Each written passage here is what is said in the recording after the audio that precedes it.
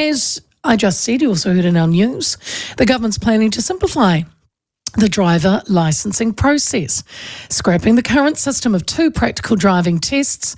Instead, there'll be just 1 practical test before earning a full licence. Transport Minister Chris Bishop says the change will make the system more affordable, less frustrating and faster. The proposal also includes fewer eyesight tests, only when first applying and again at 45 plus, unless drivers report vision issues. Alongside the streamlining, the reforms include tougher safety rules for learner and restricted drivers. These drivers would face a lower demerit point threshold, down from 100 to 50, along with a 0 alcohol limit regardless of age, and would need a clean record for 18 months or 12 with an advanced course before moving on to a full licence. This marks the biggest shake-up of the licensing system in over a decade and has the support of the AA. But they say more improvements are still needed. And joining me now is Dylan Thomsen, AA Road Safety Spokesman. Hey Dylan, good to have you back on the show. Good afternoon, Leah. Now, it was such a long time ago, Dylan, that I sat my licence. All this stuff is still pretty new to me. But these are the first major changes in our driver licence system in 14 years. Overall, the AA supports them? Oh, well, we definitely think that the government should be looking at our driver licensing system and making some significant changes. So it's great that they're actually, looking into this and putting it on the table and thinking about some changes. We have spent a bit of time thinking and sort of getting ready because we knew that a review was likely to be coming up. There's some of the things that they have proposed we really like around making it a 0 alcohol limit until you get a full licence regardless of your age, and also having more consequences around if you break the rules when you're on a learner or restricted licence. So we like both of those. But we think that there's an opportunity here, and we hope the government is willing to be a bit more ambitious and actually look at some other changes to increase the amount of practice, preparation and training that people are doing before they start driving on the roads, and look at ultimately having better prepared and safer drivers out there. Cool. Let's break down some of this stuff, Dylan. Reducing the number of practical tests does sound like a big shift. Do you think this will still produce safe, confident drivers if you've gone from 2 to 1? Yeah, well, great point. And the thing is, the government's right when they say that New Zealand is actually a rare outlier in countries around the world in having 2 on-road driving tests. And so most countries around the world have only had 1.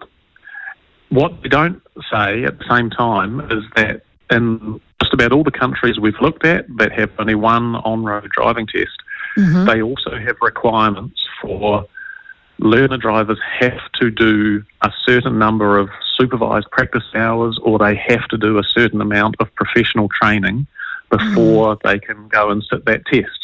And those are the things that we really think New Zealand should be doing as well. So we think it would be possible for us to look at going to 1 test and for that to work.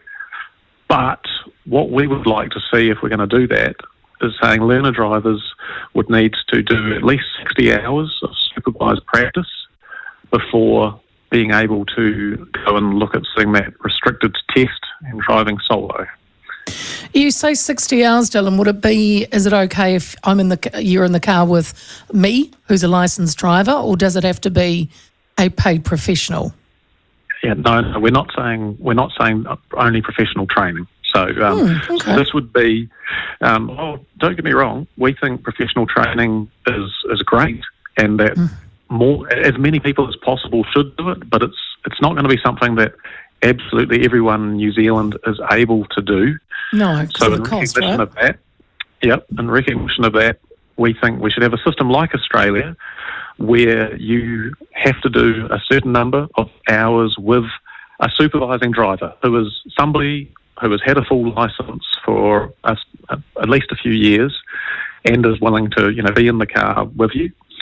And the way it's done in most Australian states now is people have an app on their phone as a learner driver. You get in the car, you push start on that app, a message gets sent to the phone for your supervising driver because you've had to set that up beforehand. And so if we were in the car together and I was driving, your phone would ping and say, Dylan says you're about to supervise a drive, is that true? You push a button that says yes, and then we start driving, and when I stop that drive, I push stop on the phone, and the system just keeps track over time of how many hours of supervised practice I've done. And so Australia, a whole bunch of US states use systems like that these days, and the research shows that having people do more practice in that way results in pretty substantial crash reductions.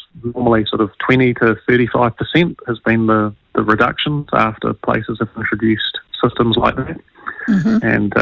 And right now, essentially in New Zealand, I don't think we're taking driver training seriously enough a lot of the time, and people aren't putting in that much practice before they're going and sitting their test. And you know, we can do much better, and I think we need to do much better as a country because we have a pretty awful record, one of the worst crash rates amongst developed countries. And then if you look Is that in a certain age limit, Dylan? An age bracket when you say we've got one of the worst? Oh, no, I'm just talking just overall in general. So in general, New Zealand has one of the highest rates of road deaths of any OECD country. We're right down the bottom of the list.